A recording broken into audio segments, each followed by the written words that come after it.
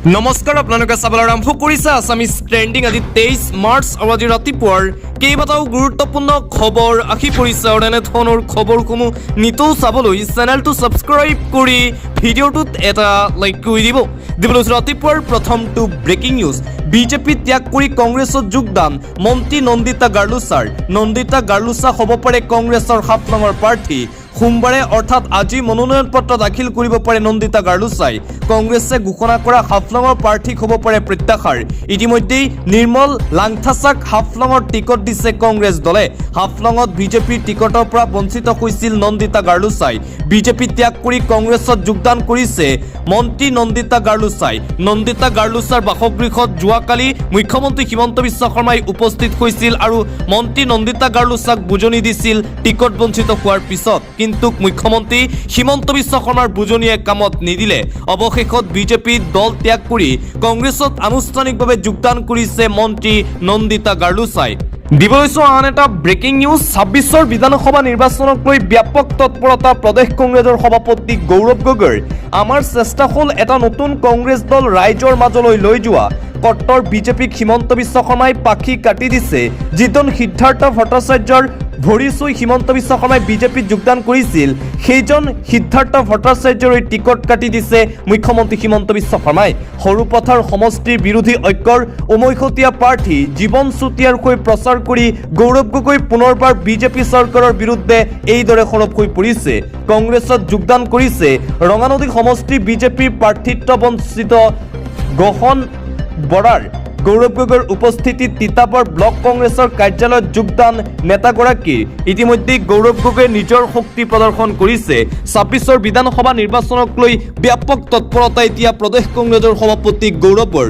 সৰুপথাৰত নিৰ্বাচনী প্ৰচাৰ সভাত অংশগ্ৰহণ কৰি মুখ্যমন্ত্ৰী ডক্টৰ হিমন্ত বিশ্ব শৰ্মা আৰু বিজেপি চৰকাৰৰ বিৰুদ্ধে পুনৰবাৰ আক্ৰমণাত্মক ৰূপত দেখিবলৈ পোৱা গ'ল গৌৰৱ গগৈক এইবাৰ কংগ্ৰেছক নতুন ৰূপত ৰাইজৰ মাজলৈ দিয়া হ'ব বুলি ঘোষণা কৰিছে প্ৰদেশ কংগ্ৰেছৰ সভাপতি গৌৰৱ গগৈয়ে নতুন বৰ অসম গঢ়ি এইবাৰ অসমৰ ৰাইজক সকলো প্ৰকাৰে সহায় কৰিব কংগ্ৰেছে গোলাঘাটত গৌৰৱ গগৈৰ বিশাল নিৰ্বাচনী ৰেলী কেইবা হাজাৰ কংগ্ৰেছ কৰ্মীক সমৰ্থকৰে ৰেলী কৰিলে গৌৰৱ গগৈয়ে সাংবাদিকৰ আগত বিৰোধী মিত্ৰজোঁটক লৈ গৌৰৱৰ দাবী পূৰ্বে বিৰোধী দলৰ ইমান শক্তিশালী মিত্ৰজোঁট কেতিয়াও দেখা নাছিল আঁচনিৰ নামত মহিলাসকলক বলপূৰ্বক বিজেপিৰ সদস্য কৰোৱা হৈছে তিনিচুকীয়াৰ জাগুনত সংঘটিত বিস্ফোৰণক দুৰ্ভাগ্যজনক আখ্যা দিছে এপিচিচিৰ সভাপতি গৌৰৱ গগৈয়ে এইদৰে ইখনৰ পিছত সিখন নিৰ্বাচনী প্ৰচাৰ সভাত অংশগ্ৰহণ কৰি বিজেপি চৰকাৰৰ বিৰুদ্ধে আক্ৰমণাত্মক ৰূপ দেখুৱাইছে গৌৰৱ গগৈয়ে 26ৰ বিধানসভা নিৰ্বাচনক লৈ এতিয়া নতুন ৰণকৌশল প্ৰস্তুত কৰি ফিল্ডত নামি পৰিছে গৌৰৱ গগৈ আন এটা গুৰুত্বপূৰ্ণ খবৰ চেয়াৰমেন আলী ৰমেন বৰঠাকুৰক কৰজোৰে ক্ষমা বিচাৰিছে বিধায়ক অখিল গগৈয়ে টিকট নিদিয়াৰ বাবে এই ক্ষমা প্ৰাৰ্থিত্ব সন্দৰ্ভত ক্ষমা বিচাৰিলে বিধায়ক অখিল গগৈয়ে চেয়াৰমেন আলী আহমেদ ৰমেন বৰঠাকুৰক কৰজোৰ ক্ষমা বিচাৰিছে অখিলে আমি 64 সমষ্টিত নিৰ্বাচন খেলিবলৈ সাজু হৈছিলোঁ বিজেপিক হৰুৱাবলৈকে আমি 13টা সমষ্টিত প্ৰাৰ্থী প্ৰক্ষেপ কৰিছোঁ বুলি মন্তব্য অখিলৰ উপায় নাই বাবে চেয়াৰমেন আলী আহমেদক আমি এৰি দিছোঁ উপায়বিহীনভাৱে ৰমেন বৰঠাকুৰক আমি এৰিবলগীয়া হৈছে ধৈৰ্য কোৱাৰ বাবুল সোণোৱাল হৰিকান্ত দাসকো এৰিছো বকু জিকিবলগীয়া প্ৰাৰ্থীক দুৰ্ভাগ্যজনক প্ৰাৰ্থীক এৰিবলগীয়া হৈছে আটাইকেইগৰাকীৰ ওচৰত মই কৰেজোৰে ক্ষমা বিচাৰিছো বুলি ক্ষমা প্ৰাৰ্থী বিধায়ক অখিলৰ লগতে বিজেপি আৰু আৰএছএছৰ বিৰুদ্ধে সৰব অখিল গগৈ 26ৰ বিধানসভা নিৰ্বাচনটো হ'ল অসমত সাম্প্ৰদায়িক শক্তি বিজেপি আৰু আৰএছএছৰ বিৰুদ্ধে অসমৰ সকলো ৰাজনৈতিক দলৰ ঐক্যবদ্ধ এটা সংগ্ৰাম পূৰ্বতে মই কৰা আন্দোলনৰ এক অংশ হৈছে 2026 চনৰ বিধানসভা নিৰ্বাচন শিৱসাগৰত এইদৰে বিজেপি চৰকাৰ আৰু আৰএছএছৰ বিৰুদ্ধে সৰব হৈ পৰিছে শিৱসাগৰ সমষ্টিৰ বিধায়ক তথা ৰাইজৰ দলৰ সভাপতি অখিল গগৈ বিৰোধী ইতিমধ্যে একত্ৰিত হৈছে আৰু এইবাৰ অসমৰ বিৰোধী ৰাজনৈতিক দলসমূহ একত্ৰিত হৈ 26ত বিজেপি চৰকাৰক যে বিদায় দিব সেয়া এক প্ৰকাৰ স্পষ্ট হৈ পৰিছে বুলি ঘোষণা কৰিছে শিৱসাগৰ সমষ্টিৰ বিধায়ক তথা ৰাইজৰ দলৰ সভাপতি অখিল গগৈয়ে আন এটা গুৰুত্বপূৰ্ণ খবৰ প্ৰাৰ্থিত্ব লাভ কৰি শদিয়া সমষ্টিত উপস্থিত বিৰোধী ঐক্যৰ উমৈহতীয়া প্ৰাৰ্থী জগদীশ ভূঞা। ডিব্ৰুগড় মোহনবাৰী বিমানবন্দৰত জগদীশ ভূঞাক উষ্ম আদৰণি দলীয় সতীৰ্থৰ। বিশাল ৰেলীৰে নেতাগৰাকীক সমষ্টিলৈ আদৰণি বিৰোধী ঐক্যৰ। মুঠতে অসম জাতীয় পৰিষদেও এইবাৰ এক শক্তিশালী ৰূপত নিৰ্বাচনত অৱতীৰ্ণ হৈছে। কংগ্ৰেছৰ সৈতে মিত্ৰতা কৰি এতিয়া শক্তিশালী ৰূপ দেখুৱাইছে লুৰিণজ্যোতি গগৈ নেতৃত্বাধীন অসম জাতীয় পৰিষদে। নিৰ্বাচনী প্ৰচাৰ সভাত ব্যস্ত অসম জাতীয় পৰিষদৰ প্ৰাৰ্থীসকল। পৰৱৰ্তী খবৰ, আদানী আম্বানীক মাটি দিয়াৰ বাবে উচ্ছেদ চলাই আছে। সম্পূৰ্ণ দালালৰ কাম কৰি আছে ভাৰতীয় জনতা পাৰ্টীয়ে। এই দল আৰু চৰকাৰে আমাৰ স্বাধীনতাৰ অস্তিত্ব স্নান কৰিব বিচাৰিছে। মিঠা মিঠা কথা কৈ গণতন্ত্ৰৰ মৃত্যু ঘণ্টা বজাব খুজিছে ভাৰতীয় জনতা পাৰ্টীয়ে। বিৰোধীক ভোট দি জয়ী কৰাৰ আহ্বান বিশিষ্ট বুদ্ধিজীৱী ডক্টৰ হীৰেণ গোহাঁইৰ। জাতীয় অস্তিত্ব ৰক্ষা কৰাৰ বাবে বিৰোধী ঐক্যক ভোট দিব লাগিব। দলে বলে ওলাই আহক বিজেপিক এইবাৰ বিদায় দিবলৈ ডক্টৰ হীৰেণ গোহাঁইয়ে এইদৰে আহ্বান জনাইছে অসমৰ জনতাক। অসমৰ জনতা আপোনালোক ওলাই আহক আৰু বিৰোধী ঐক্যক ভোট দিয়ক। বিজেপিক আপোনালোকে ভোট নিদিব। ২৬ৰ বিধানসভা নিৰ্বাচনত বিজেপিক বিদায় দিবলৈ সমূহ অসমবাসীৰ ৰাইজ ওলাই আহক। এইদৰে বিজেপি বিৰোধী স্থিতি গ্ৰহণ কৰিছে এতিয়া বিশিষ্ট বুদ্ধিজীৱী ডক্টৰ হীৰেণ গোহাঁইয়ে। অপেনকৈ বিজেপিক ভোট নিদিবলৈ আহ্বান জনাইছে বিশিষ্ট বুদ্ধিজীৱী ডক্টৰ হীৰেণ গোহাঁইয়ে। আৰু তাৰ পিছতেই হীৰেণ গোহাঁইৰ বিৰুদ্ধে সৰব হৈ পৰিছে ৰাজ্যৰ মুখ্যমন্ত্ৰী ডক্টৰ হিমন্ত বিশ্ব শৰ্মা। হীৰেণ গোহাঁই স্পষ্টভাৱে কংগ্ৰেছী সন্মিলিত নাগৰিক মঞ্চৰ পৰিৱৰ্তে সন্মিলিত কংগ্ৰেছ মঞ্চ নাম দিব লাগে। সদায় বিজেপিত ভোট নিদিবলৈ আপিল কৰে হীৰেণ গোহাঁইয়ে। ৰাইজে নিজে সিদ্ধান্ত ল'ব ২৬ৰ কাৰ চৰকাৰ হ'ব। হীৰেণ গোহাঁইয়ে বিজেপিক ভোট নিদিবলৈ কৰা মন্তব্যৰ পিছতেই এইদৰে বিশিষ্ট বুদ্ধিজীৱী ডক্টৰ হীৰেণ গোহাঁইৰ বিৰুদ্ধে সংবাদ মাধ্যমৰ আগত সৰব হৈ পৰিল ৰাজ্যৰ মুখ্যমন্ত্ৰী ডক্টৰ হিমন্ত বিশ্ব শৰ্মা। অন্য এটা খবৰ, মিয়া সন্দৰ্ভত পুনৰবাৰ ডাঙৰ মন্তব্য কৰিছে ৰাজ্যৰ মুখ্যমন্ত্ৰী ডক্টৰ হিমন্ত বিশ্ব শৰ্মাই। বৰাকত কোনো মিয়া নাই, মুছলমানহে আছে বৰাক উপত্যকাত। মুছলমানৰ দুটা প্ৰকাৰ আছে, এটা কট্টৰ, এটা ধৰ্ম নিৰপেক্ষ। বৰাকত আমি বহু মুছলমানৰ ভোট পাওঁ বুলি মন্তব্য মুখ্যমন্ত্ৰী শৰ্মাৰ। বৰাকৰ ৰাষ্ট্ৰবাদী মুছলমানে বিজেপিক ভোট দিয়ে। ভাৰতৰ গণতন্ত্ৰক বিশ্বাস কৰা মুছলমানে বিজেপিক ভোট দিব। বৰাকৰ বহু মুছলমান ইয়াৰ খিলঞ্জীয়া নাগৰিক বুলি মন্তব্য মুখ্যমন্ত্ৰী শৰ্মাৰ। আমাৰ কাৰো লগত কাজিয়া নাই বুলিও মন্তব্য কৰিছে মুখ্যমন্ত্ৰীয়ে। আমি ৰাষ্ট্ৰবাদী মুছলমানৰ লগত সদায় আছিলোঁ আৰু সদায় থাকিম। বৰাকত উপস্থিত হৈ এইদৰে মিয়া আৰু মুছলমান সন্দৰ্ভত কেইবাটাও ডাঙৰ মন্তব্য কৰিছে ৰাজ্যৰ মুখ্যমন্ত্ৰী ডক্টৰ হিমন্ত বিশ্ব শৰ্মাই। বৰাকত নিৰ্বাচনী প্ৰচাৰ সভাত অংশগ্ৰহণ কৰি মিয়া সন্দৰ্ভত মন্তব্য কৰি কয় যে বৰাকত হেনো এজনো মিয়া নাই। এইদৰে মিয়া সন্দৰ্ভত আজি মন্তব্য কৰে মুখ্যমন্ত্ৰী ডক্টৰ হিমন্ত বিশ্ব শৰ্মাই। অন্য এটা খবৰ, কোনোবাই কেমেৰা এটা লৈ ব্লগিং আৰু ব্লগাৰ হৈ গ'লেই বিধায়ক হৈ যাব নোৱাৰে। মোবাইলটো লৈ কিবা নোপোৱা এটা দেখুৱালেই বিধায়ক নহয়। বিধায়ক হোৱাটো ইমান সহজ কথা নহয়। ২৪ ঘণ্টাৰ ভিতৰত অতি কমেও ১৬ ঘণ্টা সময় সমষ্টিক দিবই লাগিব, তেতিয়াহে আপুনি বিধায়ক হ'ব পাৰিব। এই মন্তব্য কৰিছে বিধায়ক ৰূপজ্যোতি কৰ্মীয়ে। ৰূপজ্যোতি কৰ্মীৰ বিৰুদ্ধে মৰিয়নি সমষ্টিত অলিয়ে গলিয়ে ভিডিঅ' প্ৰস্তুত কৰিছে ৰাইজৰ দলৰ প্ৰাৰ্থী ডক্টৰ জ্ঞানশ্ৰী বৰাই। ৰূপজ্যোতিৰ বিফলতা উদঙাই দি ইটোৰ পিছত সিটো ভিডিঅ' আপলোড কৰিছে ডক্টৰ জ্ঞানশ্ৰী বৰাই। আৰু জ্ঞানশ্ৰী বৰাৰ এই কাণ্ডৰ পিছতেই তীব্ৰ প্ৰতিক্ৰিয়া প্ৰকাশ কৰিছে বিধায়ক ৰূপজ্যোতি কৰ্মীয়ে। লগতে গৌৰৱ গগৈ সন্দৰ্ভতো মন্তব্য কৰিছে ৰূপজ্যোতিয়ে। পেট আৰু প্ৰতিভা কেতিয়াও লুকাই নাথাকে, সেইদৰে সত্য সদায় পোহৰলৈ আহিবই। গৌৰৱ গগৈৰ পাকিস্তান লিংক সন্দৰ্ভত মন্তব্য কৰি মৰিয়নিৰ বিজেপি প্ৰাৰ্থী ৰূপজ্যোতি কৰ্মীয়ে ক'লে, যিজন মানুহে সদায় ছ'চিয়েল মিডিয়াত চৰ্চাত থাকিব বিচাৰে, সেইজন মানুহে ১০-১২ দিন পাকিস্তানলৈ গৈ কি কৰিছিল সেইটো কিয় ছ'চিয়েল মিডিয়াত নিদিলে। এইদৰে গৌৰৱ গগৈৰ পাকিস্তান লিংক সন্দৰ্ভত মৰিয়নি সমষ্টিৰ বৰ্তমানৰ বিজেপি বিধায়ক ৰূপজ্যোতি কৰ্মীয়ে কেইবাটাও ডাঙৰ মন্তব্য কৰিছে। সত্য সদায় পোহৰলৈ আহিব বুলি মন্তব্য বিধায়ক ৰূপজ্যোতি কৰ্মীৰ। পৰৱৰ্তী খবৰ, ফেক একাউণ্ট খুলি বিজেপিয়ে ৫০১ নং কোঠালীৰ পৰা অনৈতিক কাৰ্যকলাপ কৰি থাকে। নিৰ্বাচন আয়োগে সেই দলৰ সভাপতি মুখ্যমন্ত্ৰীক তলব কৰিব লাগিছিল। চামুগুৰিত পুত্ৰৰ হৈ নিৰ্বাচনী প্ৰচাৰ চলাই এই মন্তব্য কৰিলে কংগ্ৰেছৰ ধুবুৰীৰ সাংসদ ৰকিবুল হুছেইনে কৈছে নিৰ্বাচন আয়োগে অতি শীঘ্ৰেই ৰাজ্যিক বিজেপিৰ সভাপতি দিলীপ শইকীয়া আৰু মুখ্যমন্ত্ৰী ডক্টৰ হিমন্ত বিশ্ব শৰ্মাৰ বিৰুদ্ধে তালাচী চলাব লাগে, এইদৰে বিজেপিৰ বিৰুদ্ধে সৰব ৰকিবুল হুছেইন। অন্য এটা খবৰ, দিছপুৰ সমষ্টিত টিকট নাপাই শূন্যতে গদা ঘূৰাইছিল বিধায়ক অতুল বৰাই। সংবাদ মাধ্যমৰ কেমেৰাৰ সন্মুখত লম্ফজম্প কৰি নিৰ্দলীয় প্ৰাৰ্থী হোৱাৰো হুংকাৰ দিছিল বসুবল্কী অতুল বৰাই। নিৰ্দলীয় প্ৰাৰ্থী নহলে কংগ্ৰেছী প্ৰাৰ্থী মীৰা বৰঠাকুৰকো সহায়ৰ প্ৰতিশ্ৰুতি দিছিল অতুল বৰাই। কিন্তু মুখ্যমন্ত্ৰী হিমন্ত বিশ্ব শৰ্মাই সাক্ষাৎ কৰাৰ পিছতেই হুৰ সলালে বিধায়ক অতুল বৰাই। এক কথাত মুখ্যমন্ত্ৰী হিমন্ত বিশ্ব শৰ্মাৰ ওচৰত আত্মসমৰ্পণ কৰিবলৈ বাধ্য হ'ল অতুল বৰা। মুখ্যমন্ত্ৰীৰ কথাত ভুল গৈ 2029 চনত গুৱাহাটীৰ সাংসদ হোৱাৰ বাবে আকাশত চাং পাতিছে এতিয়া বিজেপি বিধায়ক অতুল বৰাই। মুখ্যমন্ত্ৰী হিমন্ত বিশ্ব শৰ্মাৰ ওচৰত আত্মসমৰ্পণ কৰিলে এক প্ৰকাৰ বিজেপি টিকট বঞ্চিত অতুল বৰাই। পৰৱৰ্তী খবৰ, বিজেপিৰ ৰাজ্যিক সভাপতি দিলীপ শইকীয়ালৈ হোৱাটছআপত পদত্যাগ বাৰ্তা পঠিয়াই আজি মনোনয়ন পত্ৰ দাখিল কৰিবলৈ সাজু হৈছে অমিয় কুমাৰ ভূঞা। বিহপুৰীয়াৰ ঘৰত আজি ৰাইজৰ আগত নিৰ্দলীয় হিচাপে প্ৰতিদ্বন্দ্বিতা কৰাৰ কথা ঘোষণা কৰিলে অমিয় কুমাৰ ভূঞাই। অৱশ্যে অমিয় কুমাৰ ভূঞাৰ পদত্যাগৰ ধৰণকৰণ দেখি একাংশই সন্দেহ প্ৰকাশো কৰিছে। ইতিমধ্যেই মুখ্যমন্ত্ৰীয়ে কৈছে অমিয় কুমাৰ ভূঞাই হেনো পদত্যাগ নকৰে, উপ সভাপতিৰ পদ দিয়া হ'ব বিজেপিত। মুঠতে অমিয় কুমাৰ ভূঞাৰ এনে ধৰণকৰণ দেখি একাংশই এতিয়া সন্দেহো প্ৰকাশ কৰিছে। আন এটা বিগ ব্ৰেকিং নিউজ, সৰুপথাৰত তীব্ৰ প্ৰতিবাদৰ সন্মুখীন হৈছে প্ৰদেশ কংগ্ৰেছৰ সভাপতি গৌৰৱ গগৈ। গো বেক ধ্বনিৰে উত্তাল প্ৰতিবাদ। সৰুপথাৰত তীব্ৰ প্ৰতিবাদৰ সন্মুখীন হ'বলগীয়া হ'ল গৌৰৱ গগৈ। গো বেক ধ্বনিৰে উত্তাল পৰিৱেশৰ সৃষ্টি কৰে সৰুপথাৰত। গৌৰৱ গগৈ মুৰ্দাবাদ ধ্বনিৰে কঁপি উঠিল টেঙানী। প্ৰচাৰ চলাবলৈ গৈ বিৰূপ পৰিস্থিতিৰ সন্মুখীন হ'ল এপিচিচিৰ সভাপতি গৌৰৱ গগৈ। সৰুপথাৰ সমষ্টিৰ অসম জাতীয় পৰিষদৰ প্ৰাৰ্থীৰ হৈ নিৰ্বাচনী প্ৰচাৰ চলাবলৈ গৈছিল গৌৰৱ গগৈ। ৰাজপথতেই গৌৰৱ গগৈ গো বেক ধ্বনি।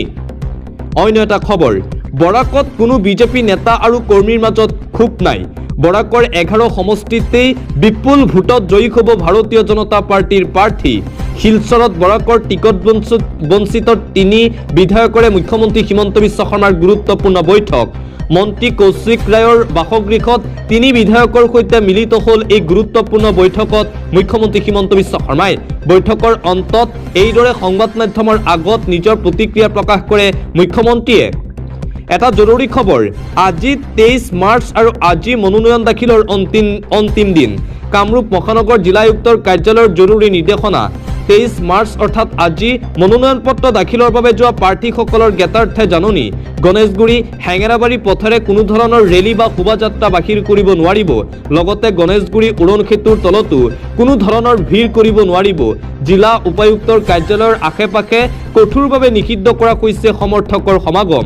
মনোনয়ন প্ৰক্ৰিয়াত সীমিত ব্যক্তিকহে প্ৰৱেশ কৰিব পাৰিব জিলা উপায়ুক্তৰ কাৰ্যালয়ত। ভাৰতীয় নিৰ্বাচন আয়োগৰ দ্বাৰা জাৰি কৰা হৈছে এই কঠোৰ নীতি নিৰ্দেশনা। আন এটা গুৰুত্বপূৰ্ণ খবৰ, জাগুনৰ 10 মাইলত আলফা স্বাধীনৰ অপাৰেশ্যন বুজনি।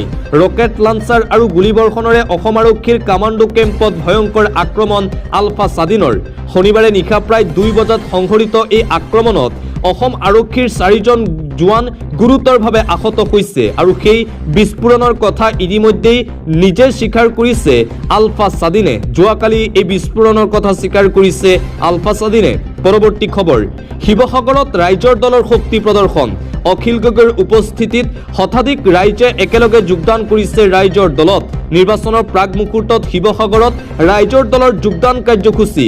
অখিল গগৈৰ উপস্থিতিত বিভিন্ন দল সংগঠনৰ শতাধিক লোকৰ যোগদান কাৰ্যসূচীত অংশ লৈ বহুকেইটা গুৰুত্বপূৰ্ণ মন্তব্য বিধায়কৰ। শিৱসাগৰবাসীয়ে সঠিক সিদ্ধান্ত ল'ব বুলি মন্তব্য অখিলৰ। ঐতিহাসিক শিক্ষিত জাতীয়তাবাদৰ প্ৰাণকেন্দ্ৰ শিৱসাগৰ ৰাইজে পুনৰবাৰ অখিল গগৈক ভোট দিব, ৰাইজৰ দলক ভোট দিব। দলৰ প্ৰাৰ্থিত্ব বাতিল কৰা সকলৰ ওচৰতো হাতজোৰ কৰি ক্ষমা বিচাৰিছে বিধায়ক অখিল গগৈয়ে। 26ৰ বিধানসভা নিৰ্বাচনক লৈ অখিল গগৈ এতিয়া ব্যাপক ব্যস্ত হৈ পৰিছে। শিৱসাগৰত যোৱাকালি ৰাইজৰ দলৰ এই বৃহৎ যোগদান কাৰ্যসূচী অনুষ্ঠিত হয়। এই যোগদান কাৰ্যসূচীতেই মুখ্যমন্ত্ৰী ডক্টৰ হিমন্ত বিশ্ব শৰ্মা আৰু বিজেপি চৰকাৰৰ বিৰুদ্ধে আক্ৰমণাত্মক ৰূপত দেখিবলৈ পোৱা গ'ল শিৱসাগৰ সমষ্টিৰ বিধায়ক তথা ৰাইজৰ দলৰ সভাপতি অখিল গগৈক। আন এটা গুৰুত্বপূৰ্ণ খবৰ, বিদ্ৰোহত জৰ্জৰিত সুসংগঠিত বিজেপি, হিমন্ত বিশ্ব শৰ্মাৰ বিৰুদ্ধে বিজেপিত আৰম্ভ মুকলি বিসম্বাদ, ভূপেন বৰা প্ৰদ্যুৎ বৰদলৈক মানি নলয় পুৰণি বিজেপি সৰব, দল বিৰোধী কাণ্ডত লিপ্ত ঋষিৰাজৰ প্ৰাৰ্থিত্বক লৈ উত্তপ্ত ৰঙানদী, উজনিৰ পৰা নামনিলৈ সৰ্বত্ৰে জুই লাগিছে ভাৰতীয় জনতা পাৰ্টিৰ ভিতৰচৰাত, হিমন্ত বিশ্ব শৰ্মাৰ বাবে ৰুদ্ধ হ'ব বিজেপিৰ পুনৰ দিছপুৰ দখলৰ বাট, প্ৰদ্যুৎ বৰদলৈ আৰু ভূপেন বৰাক বিজেপিৰ দলত টিকট দিয়াৰ পিছতেই এতিয়া বিজেপি আৰু পুৰণি বিজেপিৰ মাজত এক প্ৰকাৰ সংঘাত আৰম্ভ হৈছে। এইবাৰ ২৬ৰ বিধানসভা নিৰ্বাচনত বিজেপিক পুনৰবাৰ চৰকাৰ গঠন কৰোৱাটো সহজ নহ'ব হিমন্ত বিশ্ব শৰ্মাৰ বাবে, কিয়নো বিজেপিত ইতিমধ্যে আৰম্ভ হৈছে কণ্ডল। সমষ্টিয়ে বিজেপিৰ সমৰ্থকসকলৰ তীব্ৰ অসন্তুষ্টি দেখিবলৈ পোৱা গৈছে। পুৰণি বিজেপি নেতাসকলক বিজেপি দলত গুৰুত্ব নিদিয়াৰো অভিযোগ উত্থাপন হৈ আছে। টিকট বঞ্চিত নেতাসকলেও বিৰোধীক সমৰ্থন আগবঢ়াই আছে, যাৰ বাবে এতিয়া নতুন বিপদ হিমন্ত বিশ্ব শৰ্মাৰ সন্মুখত। আন এটা গুৰুত্বপূৰ্ণ খবৰ, চামুগুৰিত উত্তপ্ত পৰিস্থিতি, ৰকিবুল হুছেইনৰ সন্মুখতেই প্ৰচণ্ড মাৰপিটৰ ঘটনা সংঘটিত হৈছে চামুগুৰি সমষ্টিত। পুনৰবাৰ আৰম্ভ হৈছে নিৰ্বাচনী হিংসাত্মক ঘটনা। নিৰ্বাচনৰ প্ৰাকখনত চামুগুৰিত আকৌ উত্তপ্ত পৰিস্থিতি, ৰকিবুল হুছেইনৰ সন্মুখতেই প্ৰচণ্ড সংঘাতত লিপ্ত কংগ্ৰেছী, ৰকিবুল হুছেইন আৰু পুত্ৰ তানজিলৰ সন্মুখতেই প্ৰচণ্ড মাৰপিট, পুৰণা কংগ্ৰেছী আৰু কংগ্ৰেছীৰ মাজত এই প্ৰচণ্ড সংঘাত। চামুগুৰি পশ্চিম শিঙিমাৰীত পুনৰবাৰ এই হিংসাত্মক ঘটনা সংঘটিত হয়। কংগ্ৰেছৰ যোগদান কাৰ্যসূচীত অংশ লৈছিল সাংসদ ৰকিবুল হুছেইনে। পৰিস্থিতি বিষম দেখি নিয়ন্ত্ৰণলৈ অনাৰ চেষ্টা সাংসদ ৰকিবুলৰ। নিৰ্বাচনৰ প্ৰাকখনত পুনৰবাৰ চামুগুৰি সমষ্টিত এই নিৰ্বাচন কেন্দ্ৰিক হিংসাত্মক ঘটনা সংঘটিত হয়। চামুগুৰিত প্ৰায় সময় নিৰ্বাচনৰ প্ৰাকখনত এনেধৰণৰ হিংসাত্মক ঘটনা সংঘটিত হৈয়ে থাকে আৰু এইবাৰো তাৰ বিপৰীত নহয়। নিৰ্বাচনক লৈ কেইটামান দিন বাকী থকাৰ পূৰ্বেই এই হিংসাত্মক ঘটনা।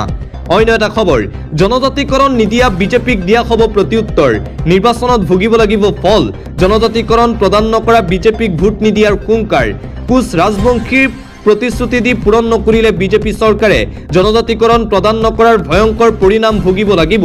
নিৰ্বাচনৰ পূৰ্বে বিজেপিক কঠোৰ সকিয়নি, আক্ৰাচুৰ, 2014 চনত জনজাতিকৰণ দিম বুলি 12 বছৰ ঠগিলে মোদীয়ে, কোচ ৰাজবংশী এলেকাত ভোট লাভৰ পৰা বঞ্চিত হ'ব লাগিব বিজেপি, জনজাতিকৰণৰ নামত 12 বছৰ ভেকুবাওনা কৰিলে বিজেপিয়ে, জনজাতিকৰণৰ নামত বিজেপি চৰকাৰে আৰু ভেকুবাওনা নকৰিব, জনজাতিকৰণ প্ৰদান নকৰা বিজেপিক ভোট নিদিয়াৰ এইবাৰ হুংকাৰ প্ৰদান কৰা হৈছে।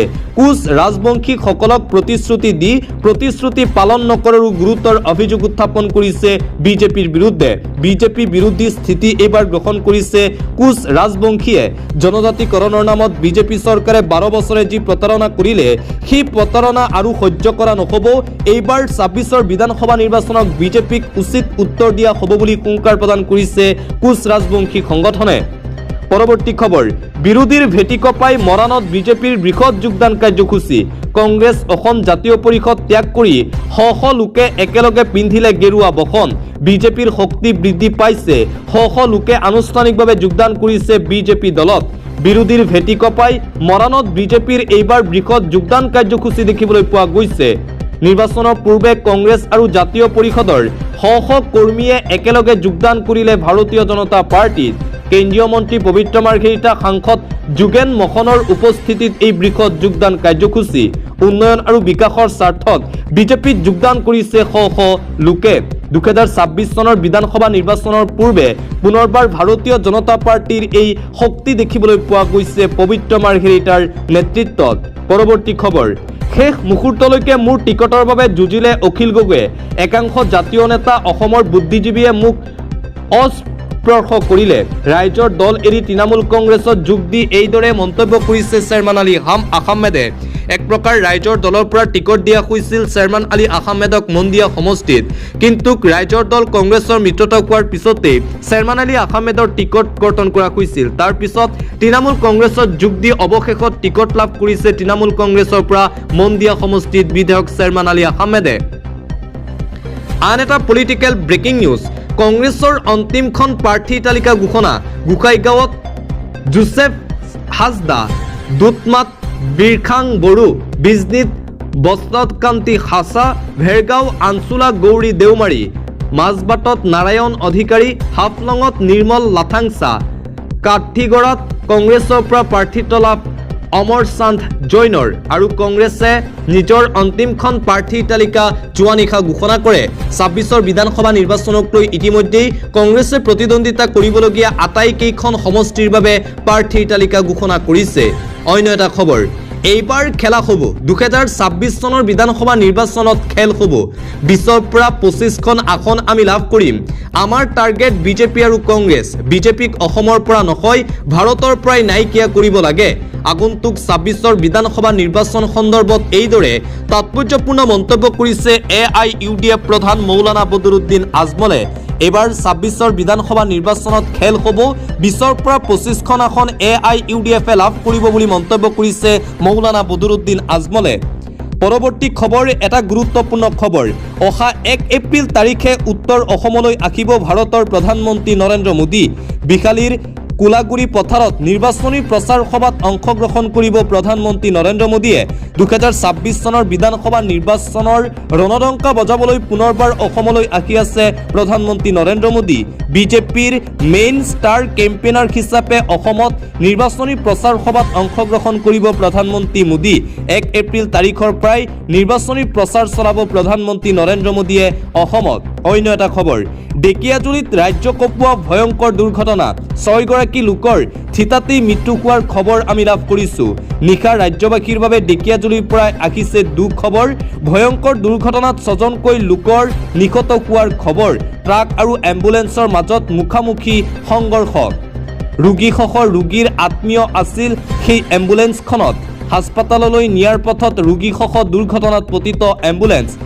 টিউলিপ চাহ বাগিচাৰ পৰা ৰোগী কঢ়িয়াই নিছিল এম্বুলেন্সখনে। যোৱা নিশা ৰাজ্যবাসীৰ বাবে এটা দুখবৰ আহিল ঢেকিয়াজুলিৰ পৰা। ভয়ংকৰ দুৰ্ঘটনা সংঘটিত হৈছিল আৰু সেই ভয়ংকৰ দুৰ্ঘটনাৰ ফলত 6জনকৈ লোক থিতাতেই মৃত্যু হোৱাৰ খবৰে সমগ্ৰ ৰাজ্যবাসীৰ বাবে এতিয়া এক সুখৰ ছাখে বিৰাজ কৰিছে। আন্তঃৰাষ্ট্ৰীয় পৰ্যায়ৰ এটা গুৰুত্বপূৰ্ণ খবৰ, আমেৰিকা ইজৰাইলক একাষৰীয়া কৰিলে ইৰাণে। প্ৰতিপক্ষক বাদ দি সকলোৰে বাবে মুকলি ষ্টেট অফ হৰমুজ। চিন্তিত হৈ পৰিছে এইবাৰ আমেৰিকা যুক্তৰাষ্ট্ৰ ইৰাণৰ বাবে। আমেৰিকা আৰু ইজৰাইলক বিশ্বৰ পৰা একাষৰীয়া কৰিলে ইৰাণে। কঠোৰ সিদ্ধান্ত গ্ৰহণ কৰিছে ইৰাণে। ৰাষ্ট্ৰপতি ট্ৰাম্পৰ ৰঙা চকুক নেওচি জৰুৰীকালীন পদক্ষেপ গ্ৰহণ কৰিছে ইৰাণে। শত্ৰুপক্ষৰ জাহাজৰ বাহিৰে সকলোৰে বাবে মুকলি কৰা হৈছে ইৰাণৰ ষ্টেট অফ হৰমুজ। ইৰাণে হঠাৎ লোৱা সিদ্ধান্তই এতিয়া আমেৰিকাক চিন্তাত পেলাইছে। বিপদত আমেৰিকাৰ ৰাষ্ট্ৰপতি ডনাল্ড ট্ৰাম্প। ইৰাণৰ সিদ্ধান্তৰ পিছত পুনৰ প্ৰমাণিত হ'ল বিশ্বৰ শক্তি বজাৰৰ চাবিকাঠি ইৰাণৰ হাতত। ট্ৰাম্পৰ 48 ঘণ্টাৰ চৰম সকিয়নিৰ পিছত শক্তিশালী কূটনৈতিক চাল দিলে ইৰাণে। আমেৰিকাই ইৰাণক দবাব বিচাৰিছিল যদিও ইৰাণে এতিয়া বিশ্ববাসীক নিজৰ প্ৰকৃত শক্তি দেখুৱাইছে। ইৰাণে বিশ্ব শান্তিৰ বাবে সপক্ষে মাত মাতিছে বুলি এতিয়া নিজকে জাহিৰ কৰিছে। ইৰাণ বিশ্বৰ শান্তিৰ সপক্ষে, কিন্তু প্ৰতিপক্ষৰ বাবে কোনোমতেই নমনীয়া নহয়। ইৰাণৰ সিদ্ধান্তই এতিয়া বিপদত পেলাইছে আমেৰিকা যুক্তৰাষ্ট্ৰক। আন্তৰ্জাতিক সামুদ্ৰিক সংস্থাত ইৰাণৰ প্ৰতিনিধি আলী মৌছাভিয়ে নিজৰ স্থিতি এইদৰে স্পষ্ট কৰিলে।